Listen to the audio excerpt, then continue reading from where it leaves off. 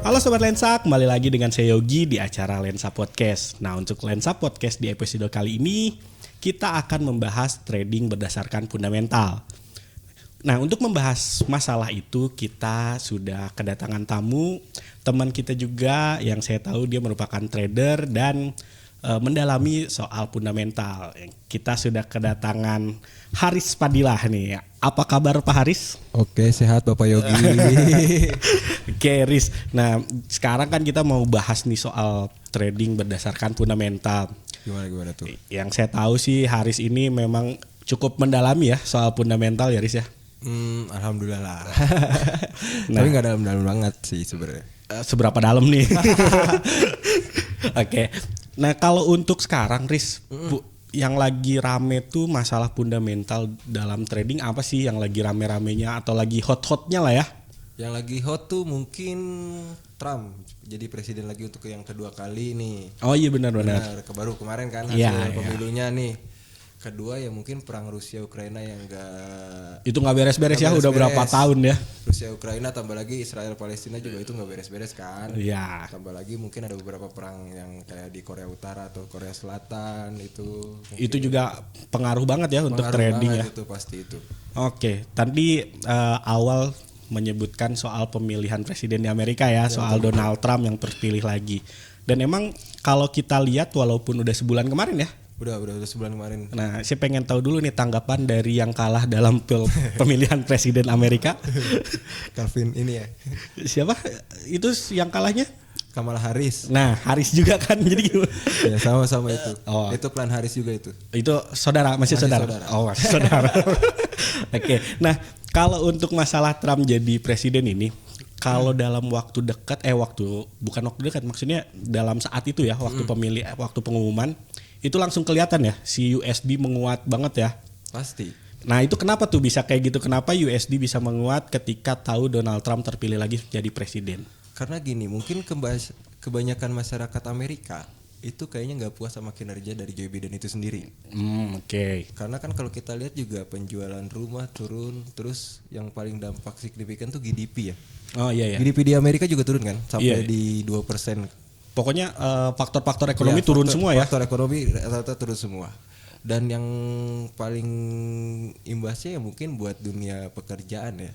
Para pekerja ya mungkin kalau kita lihat dengan GDP itu turun, pendapatan per kapita itu turun, berarti secara otomatis dia akan memilih nih. Dia harus kebutuhan mana dulu yang harus dia prioritaskan. Oh iya, jadi ada kebutuhan primer, sekunder, tersier ya. Seperti itu sih sebenarnya. Jadi ketidakpuasan terhadap kepemimpinan Joe Biden selama 5 tahun terakhir.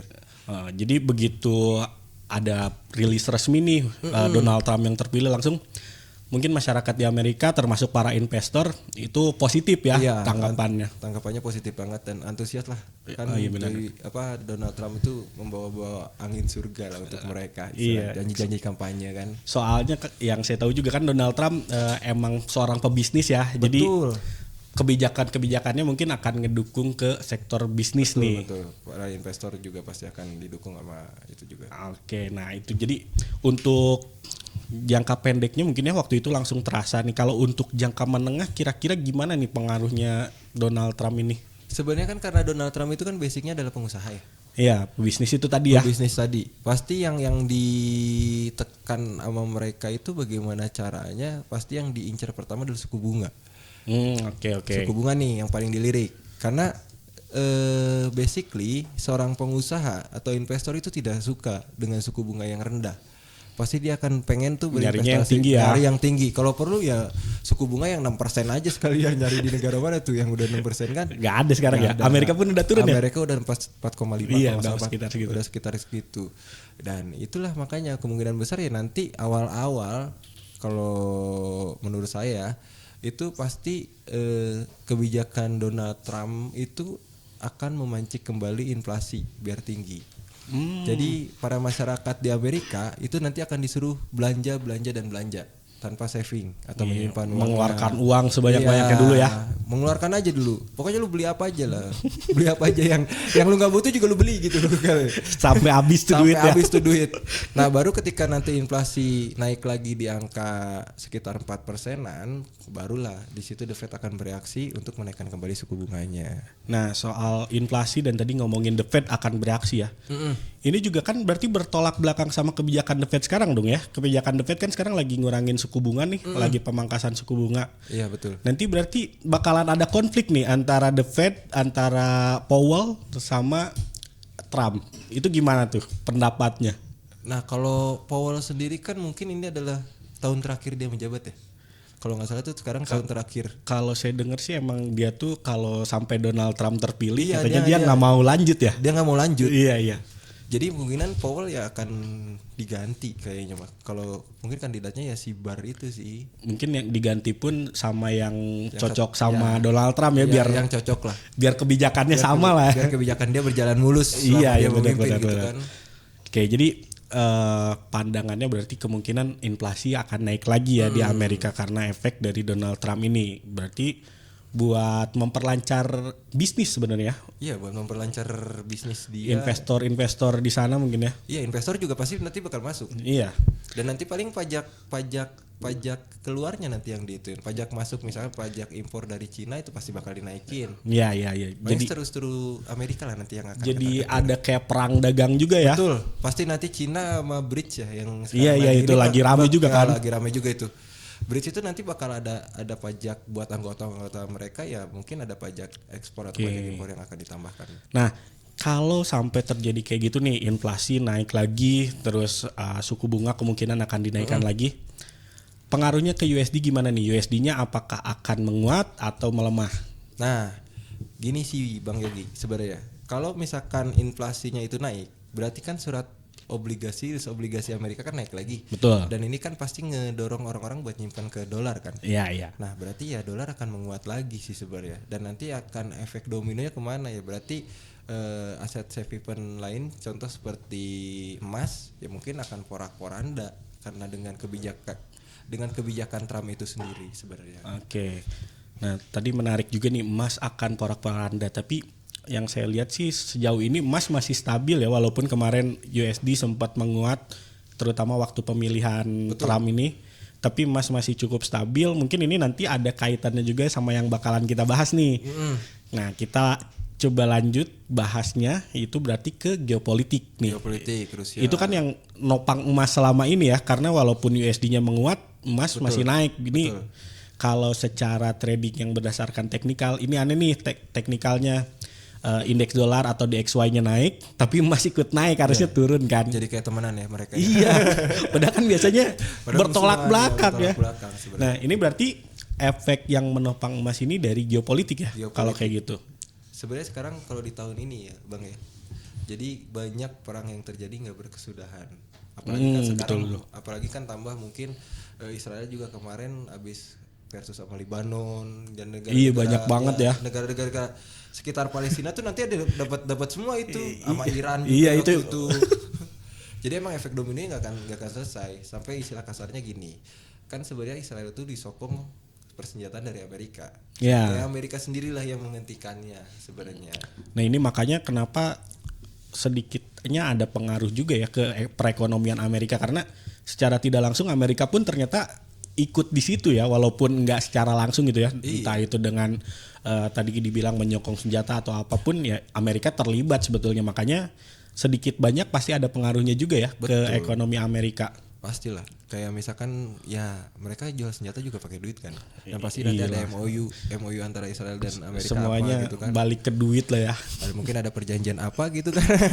Nah, sekarang dengan adanya presiden baru ini nih, Donald Trump, kira-kira apakah dia akan terus mendukung gitu ya untuk pemasokan senjata dan lain-lain gitu ya, untuk mendukung konflik geopolitik ini, atau malah dia bakalan stop nih? Kira-kira pandangannya gimana nih kalau soal itu?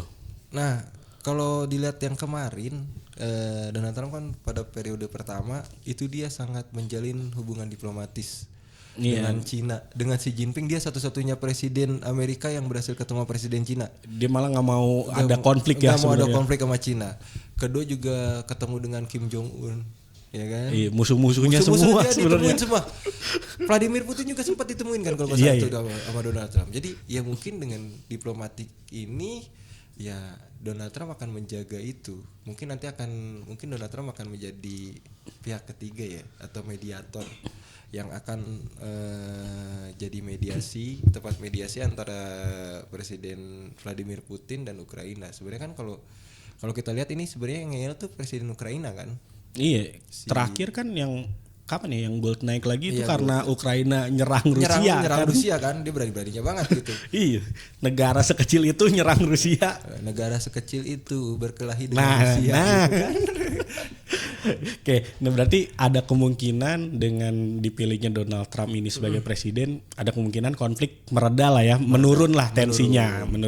Jadi kalau kayak gitu ada kemungkinan USD-nya yang menguat lagi dan emas besar kemungkinan buat turun dong ke depannya. Sebenarnya ada kemungkinan kesananya besar ya, karena kan gini, Mas. Emas itu kan hasil safe haven ya. Iya. Kalau misalkan terlalu tinggi pun berarti siapa? Logikanya kan kalau hukum dagang gitu. Iya. Berarti siapa nih yang mau beli emas di hasil? Ada nggak yang mau dengan harga segitu kan? Mau nggak? Terus kalau misalkan kemurahan juga nggak mungkin lah orang-orang. Iya. Sebenarnya secara histori dari dulu pun akan bolak-balik harganya. Ya nggak mungkin terlalu tinggi juga tapi nggak mungkin terlalu rendah juga, pasti bolak-balik harganya ya. Oke, nah berarti selain emas nih, biasanya yang terpengaruh dengan kondisi geopolitik tuh apa sih untuk aset? Oh iya bener ya, oil. Apalagi sekarang musim dingin kan? Musim dingin, konfliknya di Timur Tengah, salah satu daerah penghasil minyak terbesar kan? Lagi. Iya benar-benar. Nah kalau untuk oil gimana nih sekarang? Pasti ya kalau oil seandainya konflik Timur Tengah enggak ini ya berarti bakal lebih mahal lagi sebenarnya. Nih jadi untuk Sobat Lensa siap-siap kalau yang pakai Pertamax naik lagi ya, kan gak ada subsidi tuh. Nah benar, berarti kalau nanti misalkan ini Sobat Lensa ini nih berarti siap-siap kalau nanti harga Pertamax naik ya. Karena emang berarti jangan salahin pemerintah sebenarnya. Karena harganya. Ternyata kondisi geopolitik tuh selain mempengaruhi ke trading bisa langsung mempengaruhi ke kita juga ya. Salah satunya tadi harga minyak mentah naik. Ya, tentu harga BBM juga naik ya kita ya. Semua harga minyak naik, harga barang-barang pun nanti ikut naik. Benar, itu efek dominonya. Nah itu. Tapi pendapatan nggak naik kan gitu. Waduh, jadi curhat. Waduh, jadi curhat nih. Benar. Tapi nah ini soal tadi ya pendapatan di Amerika juga tadi kan udah dibilang nih sedang turun ya pendapatan per kapitanya, tapi dengan adanya Donald Trump mulai membaik lagi lah, mulai ada timbul kepercayaan dari pelaku ekonomi, pelaku pasar. Nah, kira-kira sampai sejauh mana sih tingkat kepercayaan mereka? Apakah selama Donald Trump ini menjabat mungkin ya US dollar akan cenderung naik terus atau gimana nih kira-kira? Ini untuk jangka panjangnya ya. Tadi kan kita udah ngomong jangka pendek, jangka menengah. Nah, ini jangka panjangnya kira-kira akan gimana sih? Sebenarnya gini, yang kemarin Menteri Keuangan yang baru dipilih pun tuh siapa sih namanya? Iya itu. Saya juga lupa yang dari Van kan. Ngaruhnya kemana-mana kan. Ngaruhnya kemana-mana tuh langsung emas ngedadak turun tuh kan. Iya, itu tuh. Ngedadak turun drastis banget. Dan itu sebenarnya gini sih Bang. Jadi ketika Donald Trump ini kepilih, banyak masyarakat yang emang yakin banget lah. Karena ada beberapa nama-nama seperti mungkin salah satunya Elon Musk ya. Elon Musk itu kayaknya bakal masuk kabinet Donald Trump juga, tapi nggak tahu sebagai apa. Katanya digadang-gadang seperti itu. Jadi benar-benar ngumpulin para investor dia. Investor, pengusaha, pebisnis tuh. Buat bikin kubu kayaknya buat ini. Ya mungkin dari situ kan berarti manufaktur di Amerika kembali ini lagi, industri juga naik lagi. Semua ya. Dan pasti ya berarti karyawan atau pekerja di sana berarti lebih bahagia dan untuk apa? Untuk mendongkrak GDP itu sendiri. Ya. Tadi ya GDP. Jadi emang pengaruh Donald Trump ini besar banget ya. Besar. Dari awal sudah memberikan efek instan lah ya, langsung USD menguat. Dan kalau tadi Aris bilang untuk jangka menengah dan jangka panjangnya pun kemungkinan masih akan terus naik ya, karena tadi kebijakan-kebijakannya emang ini ya mendukung banget untuk bisnis, untuk ekonomi gitu ya. Betul. Dan memang kita tahu trading ini salah satu bisnis sebenarnya ya. Jadi ikut terbantu juga ya. Iya, sebenarnya kondisi ekonomi kayak gini sih bisa dibilang trading itu menjadi salah satu pilihan sih. Iya. Karena kalau di Amerika orang-orang bagaimana caranya, mungkin Sri Mulyani pernah ngomong ya, Menteri Keuangan kita. Jadi bagaimana caranya kalau orang luar, bagaimana caranya tuh aset yang kerja buat kita, bukan kita. Kalau di Indonesia kita kan balik nyari aset. Nah, betul. Kalau di Indonesia kan seperti itu. Tapi kalau di Amerika kan beda, atau di negara-negara baju beda. Karena memang apa ya, kalau itu sih balik lagi mungkin ke mindset ya. Dan di sini pun mungkin kalau untuk bisnis apalagi untuk trading ini mungkin banyak yang belum tahu ya, masih awam lah. Betul. Nah, pada awam. Mungkin bedanya di situ ya. Kalau Amerika kan ya kita tahu lah, mungkin hampir berapa puluh persen, lebih dari 50% mungkin warganya trading mungkin ya. Iya.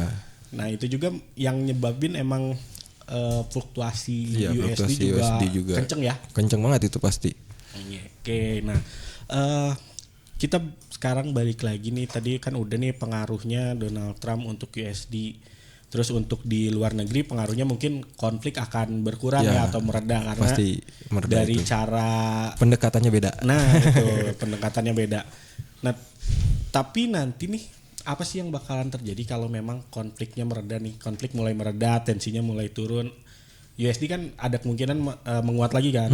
Tapi kan kalau dengan konflik yang mereda ini ada kemungkinan ekonomi di negara lain juga ikut naik ya. Iya, betul. Nah, ini gimana nih kira-kira, apakah euro akan menguat juga dengan kondisi yang stabil kayak gini atau malah jadi melemah karena USD-nya menguat? Gini sih Bang. Jadi kan kalau Rusia Ukraina ini karena mungkin efek dominonya, jadi ketika dia berperang, ini pasti ekonomi Eropa, Uni Eropa tuh pasti bakal ada efek dominonya. Iya. Karena kan Rusia juga kita tahu dia adalah penyumbang energi terbesar ya. Penyumbang energi terbesar di benua biru. Sampai waktu itu kan yang awal banget perang, yang dia stop semua mati kan, iya. Stop semua mati tuh akhirnya. Dan itulah penyebab inflasi di Eropa naik banget. Dan nanti seandainya Rusia Ukraina damai nih, ya kemungkinan besar negara-negara ya yang bersekutu dengan Ukraina pasti yang mau nggak mau atau yang berkesampingan dengan Ukraina ya pasti dia akan maju sebenarnya ya. Kalau kita lihat Eropa kan memang inflasinya udah mulai turun nih. Iya. Tinggal ditingkatin aja mungkin ekonomi ya, berarti krisis energi nggak akan terjadi lagi seandainya Rusia Ukraina udah gencatan senjata. Pasokannya udah aman lah. Mau bakar-bakar apa gitu terserah gitu kan. Tapi ya penting ya berarti tinggal bagaimana caranya ya, berarti bisnis yang lain juga masih pada jalan kan. Seperti itu. Itu berarti kalau untuk di Eropa ya, kita coba bahas sedikit untuk faktornya di Timur Tengah Asia lah ya. Mungkin yang sering dipakai instrumen trading di Asia ini cuman JPY ya sebenarnya. Betul JPY. JPY atau mungkin agak ke bawah dikit AUD ya. Aussie Australian dollar. Nah, itu akan pengaruh besar lagi nggak sih? Ditambah kan tadi mungkin dengan Cina akan ada perang dagang nih yang tadi dibilang di awal. Nah, ini ada pengaruhnya nggak nih nanti ke Jepang? Jepang juga kan sebagai salah satu sekutunya ya. Iya, dan importir kan. Jepang tuh importir yang cukup besar juga. Apakah nanti ngaruh juga nih? Sebenarnya kalau saat ini sih Bang ya, kalau mungkin kenapa Amerika menakuti Cina, karena kan Cina kalau kita lihat itu udah kayak dunia baru lah. Maksudnya udah dunia baru, dia udah gila-gilaan barang semua ada. Tapi kalau Jepang, bukan saya ini, Jepang bagus, tapi dia tuh lebih kayak udahlah kita ekspor ke negara-negara yang memang benar-benar di Asia Tenggara dulu. Kayak contoh motor Honda atau Yamaha gitu kan dari Jepang, tapi diekspornya ya pasti ke Indonesia dulu. Oke, nah itu Sobat Lensa, ini kita udah bahas merek nih, ada Yamaha, ada Honda, siapa tahu mau endorse kan ya. Siapa tahu mudah-mudahan masuk ya ke lensa trading Honda Yamaha nih. Oke, lanjut. Jadi Jepang fokusnya mungkin ke ini dulu ya. Iya, ke benua kuning dulu. Asia dulu ya. Jadi lebih cukup aman ya.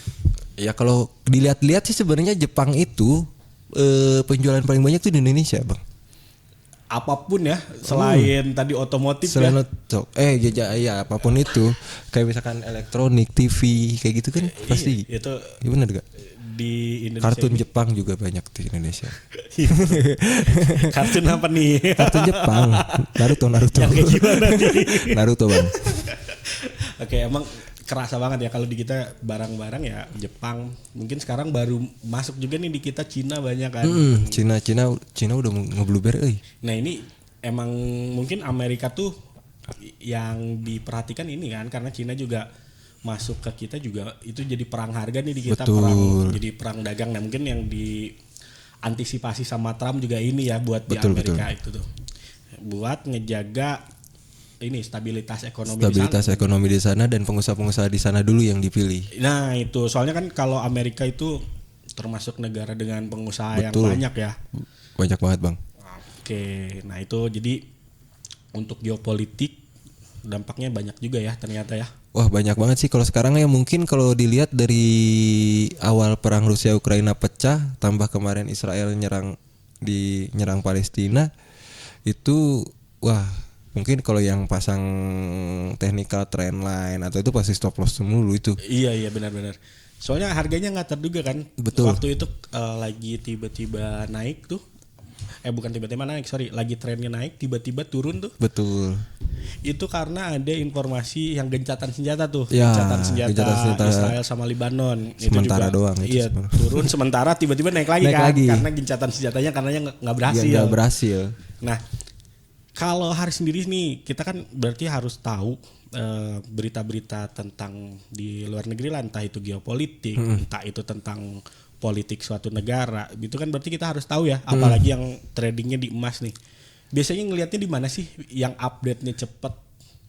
Beritanya? Iya. CNN kalau saya mas, bang. Oh itu cepet tuh. Cepet CNN. CNN atau CNBC lah. Jadi kan banyak juga nih yang sering nanya, kita bisa lihatnya di mana sih gitu kan?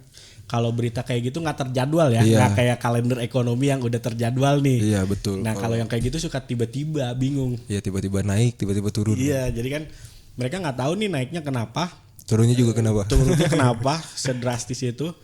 Begitu udah lama baru tahu karena ini. Jadi telat nih dapat beritanya. Sebenarnya CNN sih bang yang update mah. Itu enak ya buat nyari berita. Jadi buat Sobat Lensa juga yang mau cari beritanya bisa langsung aja ya ke webnya, di situ update. Soalnya kalau kita trading, kita tuh harus update benar-benar tentang dunia ya. Betul. Apa yang terjadi di dunia tuh. Makanya yang bilang sebenarnya yang bilang trading itu judi, main dia kurang jauh. Kita main kemana nih biar jauh nih? Ya mainnya coba ke Amerika, ke Cina gitu kan. Walaupun lewat berita dulu ya. Berita dulu. Tapi kan setidaknya kan kita jadi tahu kan ya, dunia sedang tidak baik-baik saja, atau ini penyebabnya nih harga emas naik perang ini gitu kan. Oke. Seru juga ya kita bahas geopolitik ini. Kenapa seru? Karena akhir-akhir ini yaitu yang jadi primadona. Enggak primadona juga ya sebenarnya, enggak ada lah yang mau kondisi geopolitik kayak gitu, cuman untuk trader mungkin ya bisa dimanfaatkan lah ya. Manfaatin itu aja sih. Oke, nah berarti kondisi geopolitik tadi udah disebutin nih, kemungkinan akan menurun lagi tensinya setelah tadi Trump ya. Setelah Trump nanti lah. Nah, sekarang selain tadi nih pemilihan Trump sebagai presiden dan kondisi geopolitik, untuk akhir tahun nih biasanya dari fundamental apa sih yang paling mempengaruhi? Kan sekarang kita di bulan Desember nih ya. Oh, ini naiknya di bulan Desember juga nih naik podcast Desember. Nah, apa sih yang akhir tahun yang biasanya mempengaruhi buat market? Sebenarnya di bulan Desember banyak momen, Bang. Yang pertama itu mungkin kalau teman-teman para investor yang udah trading lama itu tahu yang namanya window dressing. Terus Santa Rally, ada ya mungkin di Januarinya ada January Effect. Wih, banyak ya? Banyak sampai Imlek, sampai Februari Imlek, sampai Imlek. Oke, kita bahas satu-satu nih. Oke. Tadi disebut window dressing, mungkin banyak juga yang belum tahu nih window dressing itu apa. Window kan jendela. Dressing baju gitu. Jendela pakai baju. Iya, jendela pakai baju atau baju di jendela. Atau apa nih window dressing itu apa nih? Jadi window dressing itu saat harga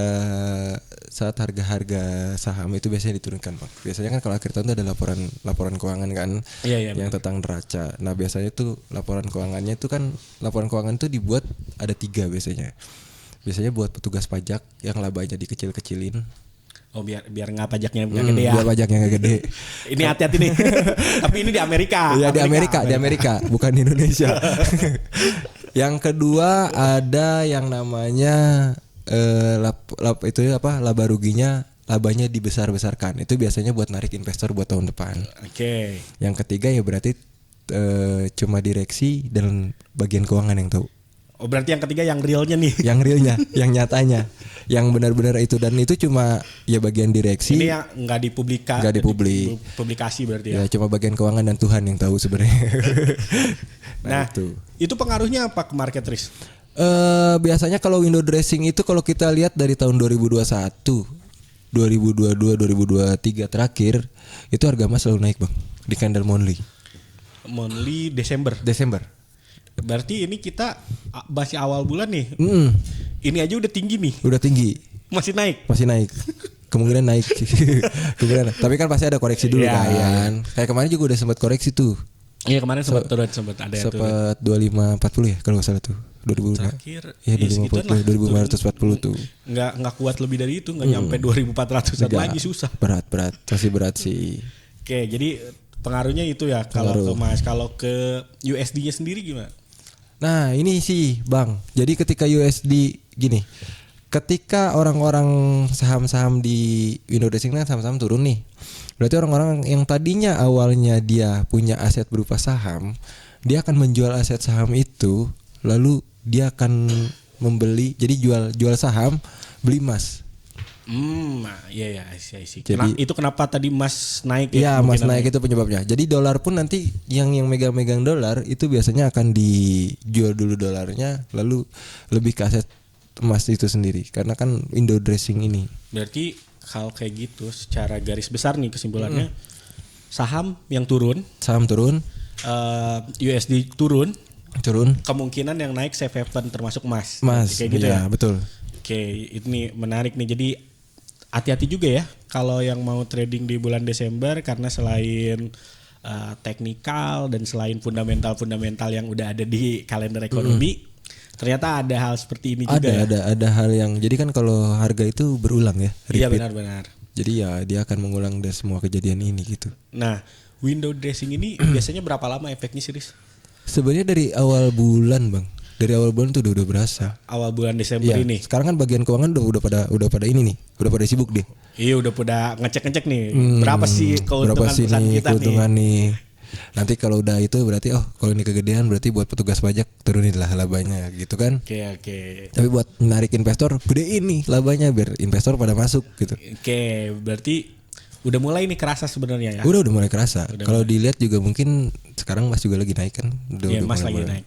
Selain emang tadi masih ada faktor yang geopolitik kan. Betul. Kalau buat emas. Jadi emang gila ya, kuat banget nih, kuat lagi naiknya. Gila. Ini naiknya lebih ya kemungkinan sih ya. Iya, namanya juga trading ya. Sebenarnya kemungkinan berdasarkan analisis ya, bukan pasti gitu. Tinggal kita tunggu aja ATH baru bakal pecah.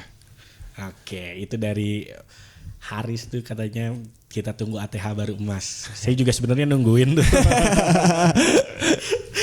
Oke, itu untuk window dressing mungkin akan terasa efektifnya di bulan ini karena laporan keuangan semua ada di bulan ini untuk tahunan sebuah perusahaan di sana ya di Amerika. Betul.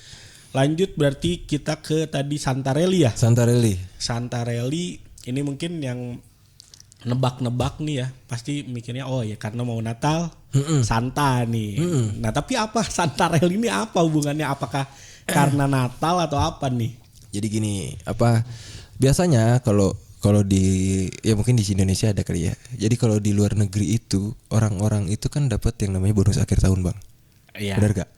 Di sini ada sih kayaknya. Ada.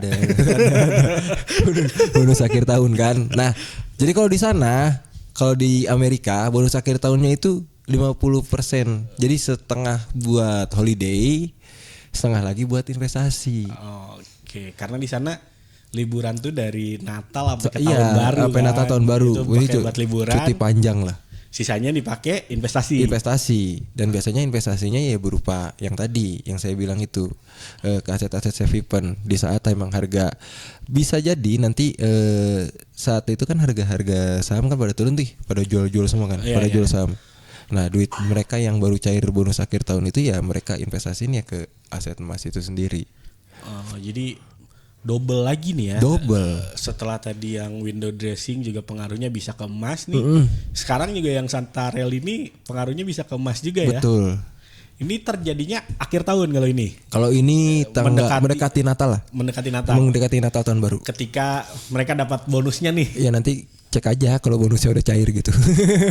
Ntar kita cek ya. Tanggal berapa, Riz? Tanggal 20 kayaknya.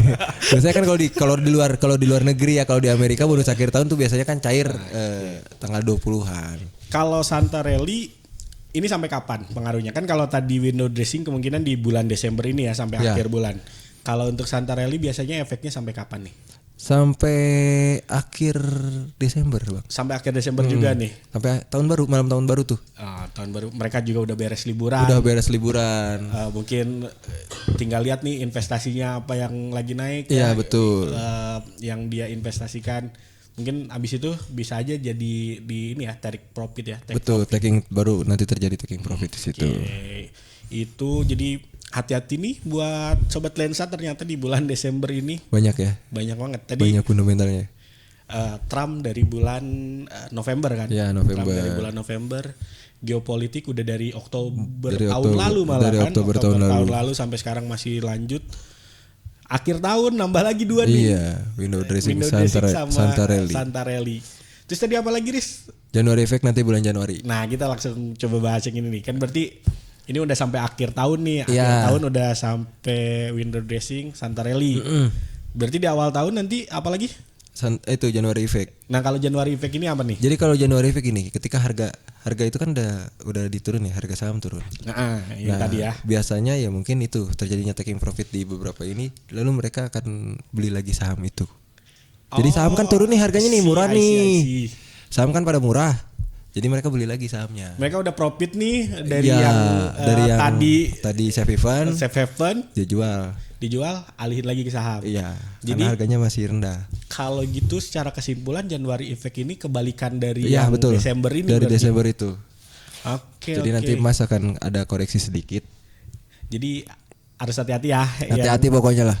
Berarti kalau seperti itu pun buat trader yang swing ya cukup lama waktunya harus diperhatiin juga nih, jangan sampai kita udah posisi udah oke nih kena efek di Januari malah turun lagi nih. Itu bahaya, itu amsyong tuh bahaya. Iya, itu berarti harus diperhatiin juga ya.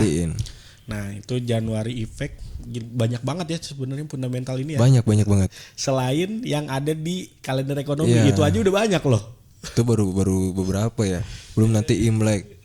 Nah, Imlek biasanya Februari ya? Februari. Berarti ini nyambung lagi nih dari Januari ke Februari ada lagi. Jadi ketika nanti itu kan biasanya harga saham naik. Emas turun tadi ya yang Januari itu ya Januari. Emas turun. Berarti Cina secara otomatis ngeliat harga emas murah, berarti dia bakal beli. Nah, beli dong. Masa murah dijual lagi? Karena kan kita tahu ya, Bang ya. Cina itu sekarang jadi yang ngebeli emas terbanyak. Terbesar sekarang. Dia ngebelinya tuh gak kilogram lagi, nggak graman lagi. Iya, tontonan. Udah gila lah udah itu. Tontonan, dan ini jadi aset cadangan devisa mereka sebenarnya. Gitu. Jadi nanti gimana nih efeknya buat apa? Imlek. Kalau Imlek naik juga. Biasanya gold naik berarti emas naik. Oke, jadi cukup ini ya, variatif juga di Desember kemungkinannya naik karena adanya window dressing dan Santarelli. Januari kemungkinannya turun koreksi. Februari naik lagi ya. Jadi ya, tapi buat sobat lensa nih jangan ditelan mentah-mentah ya, karena kita ngomong Desember naik ya belum tentu selalu naik ya, pasti ada koreksinya. Ini hati-hati soalnya nanti ada yang tiba-tiba open buy. Iya. Kok turun gitu. Ya berarti salah lu. Karena kan naik juga ya pasti selalu naik. Iya, pasti ada koreksinya. Iya, harga nggak kayak gitu, tapi secara umum trennya naik untuk harga. Oke, berarti itu sampai Februari ya. Tadi kita udah bahas sampai Imlek. Februari Imlek. Betul. Banyak banget ya. Jadi ini sebenarnya bisa jadi peluang sebenarnya buat trader. Mungkin ada yang melihat ini sebagai resiko yang tambah tinggi karena banyak sekali faktor fundamental. Tapi kan kita tahu sendiri banyak juga trader yang suka ya dengan resiko tinggi. Kenapa suka? Karena ya yang saya sering bilang di trading tuh resiko berbanding lurus sama keuntungan. Jadi resikonya semakin tinggi ya berarti peluang untuk untungnya juga semakin tinggi juga. Betul. Makanya pasti mungkin di akhir tahun sampai awal tahun ini banyak trader yang cari peluang ya. Pasti mereka cari peluang, Bang. Itu berarti si market ini akan lebih volatil dan volumenya akan lebih banyak dong. Betul. Bakal volatil banget. Apalagi mendekati ini ya, Natal tahun baru. Oke, berarti padahal itu biasanya ada libur juga ya? Iya, biasanya ada libur. Ada hari libur buat hari trading libur, ya? Ada. Kan biasanya kalau Natal dan tahun baru tuh biasanya libur sih. Nah, ini biasanya kalau Natal tahun baru libur, besoknya open market biasanya suka ada gap ya kalau kayak gitu. Iya, kalau biasanya saking volatilnya harga. Gapnya edan-edanan lah pokoknya. Kemarin juga gapnya juga lumayan kan. Biasanya kayak gitu ya kalau tiap akhir tahun nih. Tiap akhir tahun. Nah, kayak kita udah ngomong tadi soal kita rekap lagi ya, Trump, soal geopolitik, Israel, Palestina dan Israel yang lain-lain ya, karena iya banyak banget soalnya perang. Iya, menjurus kemana-mana soalnya. Iya itu nyebelin tapi bisa jadi peluang juga sebenarnya. Terus di Ukraina Rusia juga yang nggak kelar-kelar ya kan. Itu juga berapa tahun ya? Berapa tahun itu? Sampai kalau yang suka olahraga mungkin sepak bola hampir Rusia di ban tuh kan dari Piala Dunia dari betul. Sampai pemilik Chelsea ngejual klubnya kan. Nah, itu juga efek itu kan. Itu efeknya itu. Nah, terus terakhir kita udah bahas yang window dressing. Santarelli, Januari Effect sampai Imlek. Nah, berarti banyak nih. Banyak banget yang udah kita bahas. Tipsnya apa sih buat trader ngehadapin yang sebanyak ini? Tipsnya kalau menghadapi fundamental. Nah, sebenarnya tahu diri aja sih. Tahu diri dalam artian gini, Bang. Gimana tuh? Kan kalau trading itu kita harus tahu kapan waktu masuk dan kapan waktu keluar ya. Oke, betul. Loh, kita harus tahu masuknya di harga yang harga berapa? Di harga yang enak nih, keluarnya di profit harga, lah. Ya, betul. Masa mau keluarnya di loss walaupun ya trading gak ada yang 100% ya. Iya, gak ada yang 100%. Yang bilang trading 100% siapa yang bisa memastikan keadaan dunia ini? Kaya gitu. Itu orang kalau ada. Pasti lebih kaya inilah. Jadi orang kaya di dunia. Di dunia kayak ngalahin Bill Gates. Balik lagi tipsnya, jadi gimana tipsnya? Jadi pertama harus tahu diri kapan waktu masuk dan kapan waktu keluar. Oke. Kedua jadi pergunakanlah stop loss. Oke. Jadi lebih ke manajemen risk ya? Betul, ke manajemen risikonya. Oke. Manajemen risiko yang harus benar-benar diperhatikan ya. Jangan sampai nanti misalkan gini, teman-teman punya modal berapa nih buat trading? Jangan sampai modal 5 juta di-all-inin gitu. Soalnya ini bukan judi kan. Jadi harus ada batasan risiko, ada stop loss segala macam. Jadi balik lagi ya, sebenarnya yang mempengaruhi di trading waktu itu saya pernah bahas juga modal ya. Betul. Kita modal, kalau udah modal tahu berapa nih, modal besar ya kemungkinan profit juga akan besar kan. Betul. Kalau modal kecil berharap profit besar, ya jangan berharap banyak kalau modal kecil mah. Ya mungkin ada, cuman berapa persen lah ya. Ya harus bertarung dengan market yang sedemikian liarnya gitu kan. Kayak kita pakai skoci doang di samudra gitu kan. Ya siap-siap kebalik istilah kasarnya begitu. Oke, itu ya yang penting tadi berarti manajemen resiko berarti itu harus diperhatiin dalam menghadapi fundamental dan kondisi sekarang yang nggak stabil kan. Betul. Ditambah nanti sampai Februari berarti berkelanjutan nih. Berkelanjutan banget ini sampai Februari market. Ini emang berarti kan tadi kita bilang ya peluangnya gede, cuman resikonya gede, jadi jangan lupa pakai SL lah ya. Makanya itu definisi tahu diri. Tahu diri tuh kayak gitu ya, bukan tahu diri lu gitu, tahu modal lu gitu. Tahu kemampuan lu gitu, sampai mana, jangan maksain. Yang selanjutnya penting gak sih kita diversifikasi portfolio gitu. Jadi di beberapa aset lah menghadapi akhir tahun ini nih. Entah itu di emas sebagai safe haven, entah itu ke forex, ke indeks saham, itu penting gak sih buat nanti di akhir tahun ini? Sebenarnya penting juga sih, Bang. Karena kan ada pepatah yang bilang jangan pernah taruh di satu keranjang yang sama kan. Oh ya, ini banyak banget nih keluar nih. Tiap podcast ada aja yang bilang kayak gini. Ya karena emang benar, jangan pernah taruh telur. Jadi kalau ketika keranjang lu jatuh, pecah semua. Jangan sampai pecah semua. Iya, jadi kalau misalkan ada yang, misalkan contoh Bang Yogi nih, pengen ketika tahun baru nanti mau misalkan mau investasi, misalkan satu di emas, satu lagi di properti, satu lagi misalkan apa yang kayak gitu, indeks saham atau segala macam bisa. Tapi nanti kita lihat aja. Jadi tinggal misalkan yang duluan profit yang mana nih, entah itu dari emas atau properti. Tapi tetap penting berarti ya diversifikasi portfolio itu, jangan tetap penting. Jangan naruh telur di satu tempat lah ya. Betul. Ini walaupun mungkin sobat lensa udah bosen ya dengarnya, udah banyak banget. Yang bertelur itu ya, pasti banyak yang di sini. Telur mulu pecah lagi telurnya kan. Nah, atau mungkin contoh lain nih, kalau kita lagi pergi-pergian gitu, jangan nyimpen uang tuh di satu tempat lah ya. Betul. Sama sih sebenarnya. Betul, sama aja. Biar nggak bosen aja telur mulu nih.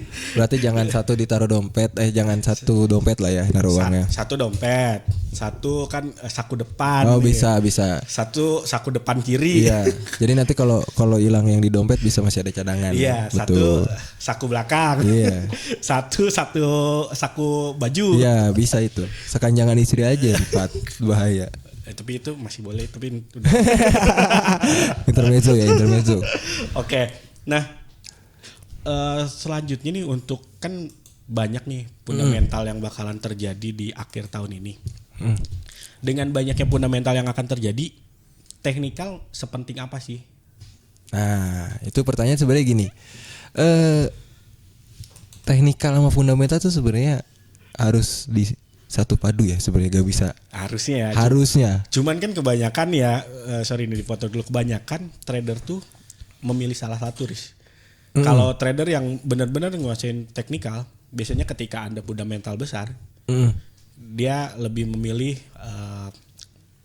menghindari lah, dia nggak trading nggak apa gitu ya, lebih memilih kayak gitu.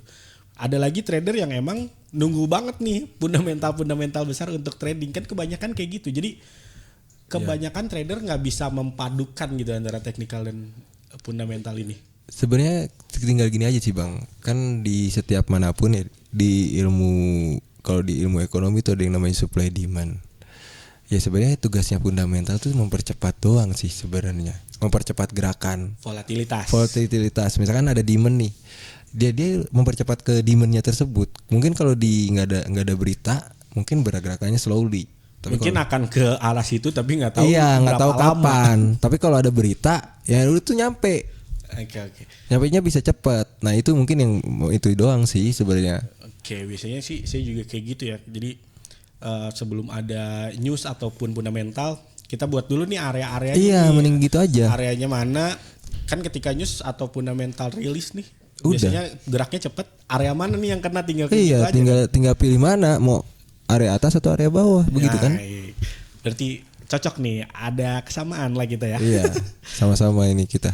Sama-sama apa? Iya, sama-sama itu atas bawah. Sama-sama atas bawah kita. Lah, lu mau yang atas mau yang bawah? Yang mana aja yang penting cuan ya enggak? Benar. Trading tuh kayak gitu kan. Iya. Enggak ada yang benar, enggak ada yang salah, yang penting yang benar tuh yang cuan terakhir. Betul. Mau dia mau nge-buy, mau nge-sell, yang penting hasil akhirnya cuan. Ada orang nih lagi nge-buy, yang lain nge-sell. Yang nge-buy salah? Enggak juga dong. Enggak lah. Kalau dia cuan, siapa yang salah? Yang sell-nya malah yang salah. Yang sell-nya yang salah kan, akhirnya selamat tinggal kan. Oh iya benar ya. Benar. Jadi sell itu selamat tinggal. Kalau buat yang ini. Iya. Kalau yang loss ya. Kalau buy? Buy berarti kalau yang loss ya. Saya baru tahu nih Anda istilah. Oke. Baik lagi ya, tadi intermezzo aja lah biar nggak bosen juga ya. Mungkin lihat muka kita, mungkin muka Nih kayaknya sobat lensa. Iya. Kalau muka saya mungkin pada enggak sih. Tanya aja sobat lensa, bosan gak ngeliat muka Bang Yogi nih? Oke. Nah berarti tadi kita diversifikasi portfolio juga ya. Betul. Harus dipisah-pisah dalam menghadapi news ini. Terus manajemen risiko yang paling penting ya. Nah berarti tadi kita juga sempat bilang modal yang penting nih. Betul. Apakah di akhir tahun ini saat yang tepat kita untuk menambah modal? Menambah dong, buat menjaga, tadi kan buat menjaga ketahanan modal dan manajemen risiko. Apakah ini saat yang tepat untuk menambah modal dan kita mendapatkan peluang keuntungan yang lebih besar? Ya sebenarnya gini bang, kalau misalkan lu ada uang lebih, kan yang namanya investasi kan kita harus mendahulukan kebutuhan primer kita dulu dong. Iya dong. Jangan sampai lu investasi tapi lu nggak punya makan gitu bang. Iya, investasi bisa sih profit berapa hari lagi, tapi berapa hari nggak makan gitu. Nah masa dia puasa Senin Kamis gitu kan. Nah jadi gini, kalau mau misalkan ini adalah momen yang pas untuk nambah modal, kalau emang ada ya why not gitu. Daripada investasi kemana? Kemana? Ya maksudnya ya investasinya mau kemana gitu akhir tahun. Kalau di luar kan 50 setengah kan, setengahnya buat holiday, setengah buat itu. Makanya tadi saya tanya juga, ini saat yang tepat nggak nih? Karena kan kalau di luar yang tadi kita bahas ya 50% untuk liburan dan untuk kebutuhan. Betul. 50%-nya lagi untuk tambah modal investasi. Berarti kan mungkin kalau di luar ini saat yang tepat nih. Betul, saat yang tepat. Makanya ditanya nih, apakah ini juga saat yang tepat buat kita? Iya, sebenarnya saat yang tepat buat nyuri momen ini sebenarnya. Selama memang ada modal dan itu uang dingin lah ya, karena kan kita tahu sendiri trading ini ya investasi sekaligus bisnis ya, nggak ada yang pasti kalau di sini. Nggak ada yang pasti. Nggak kayak kita investasi beli tanah, ya tanah kemungkinan beberapa tahun lagi udah pasti naik tuh biasanya. Kalau tanah pasti naik. Kalau trading kan nggak ada yang ini ya, nggak ada yang menjamin pastian itu. Jadi tapi modal juga tetap perlu kan. Semakin besar modal ya ketahanan dana lebih kuat. Tahanan dana lu makin enak berselancarnya gitu. Kita juga lebih enak buat ininya ya, buat apa? Buat milih-milih yang tadi nyambungnya ke diversifikasi portfolio juga bisa lebih banyak pilihan ya. Iya, misalkan nih ada yang modal 1 miliar beda dong dengan yang modal 10 juta. Iya dong, hasilnya juga nanti pasti beda nih. Beda. Kalau 1 miliar, contoh 1 miliar ya, kita bisa milih nih mau main di mana, oil, emas, forex bisa kita libas semua. Tapi kalau 10 juta, main di Nasdaq, ya udah kan. Tunggu aja pasrah. Ya definisi pasrah sesungguhnya. Nanti nggak jadi tahun baruan malah. Iya benar. Jadi kayak gitu. Itu penting juga ya. Apakah ini saat yang tepat tambah modal? Tadi jawabannya berarti kalau emang ada kenapa enggak? Ya, ini juga bisa jadi saat yang tepat untuk kita istilahnya nyuri momen di market. Betul, ya. nyuri momen di market ini. Oke. Thank you nih Riz, pembahasannya seru banget nih soal fundamental ini. Tadi kita udah bahas soal Donald Trump ya, walaupun kita nggak kenal. Mungkin Anda kenal ya karena Anda yang kalah di Pilpres Amerika. Nanti saya salamin ke Donald Trump ya. Oke.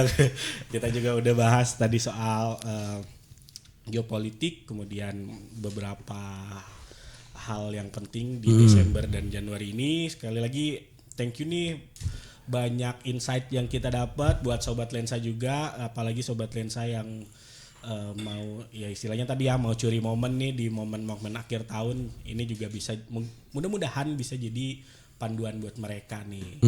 Oke, sebelum kita tutup nih, ada pesan-pesan gak nih buat Sobat Lensa untuk trading dengan menggunakan fundamental? Mana nih kameranya ini ya? Sini boleh sini.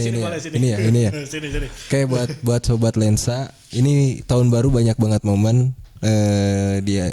Jadi curi uang sebanyak-banyaknya di akhir tahun 2024 biar 2025 lu banyak duit. Curinya curi trading ya, jangan nyuri di rumah tetangga, jangan. Makanya curi uang di trading di tahun 2024 ini di penghujung tahun biar 2025 hidup kalian makin jaya dan makin emas. Oke. Jaya. Oke. Tapi diingetin ya, tadi curi uang bukan berarti nyuri. Iya, jangan nyuri di rumah orang ya, itu. Kalau nyuri trading boleh aman. Enggak akan kasus. Iya betul. Kalau nyuri yang lain-lain hati-hati, oke? Yeah. Nah, Sobat Lensa, demikian nih pembahasan kita mengenai trading berdasarkan fundamental, terutama di akhir tahun ini bersama tadi Haris Fadilah, salah satu apa tuh? Temen iya. Nggak sih? Kita temenan gak sih sebenarnya? Teman juga, rekan juga yang memang saya tahu dia mendalami juga mengenai fundamental ini. Sekali lagi makasih nih Riz udah mau hadir di podcast kita. Nanti mungkin thank you juga nih buat sobat Lensa Trading ya. Iya. Buat Lensa Trading yang udah ngundang nih. Thank you banget. Sukses buat Lensa Trading dan semuanya ya. Terima kasih. Kalau Kalau nanti banyak yang request, apa nih? Yang request banyak yang komen minta Haris lagi, nanti kita undang lagi. Oke, Haris, siap Bang, aman itu. Oke, siap. Terakhir buat Sobat Lensa, jangan lupa untuk follow akun sosial media kita, ada di TikTok, ada di IG, ada juga YouTube ini, bisa di subscribe dan nyalakan lonceng notifikasinya biar Sobat Lensa gak ketinggalan video-video terbaru dari kita. Nah, untuk saat ini cukup sekian, terima kasih dan salam profit.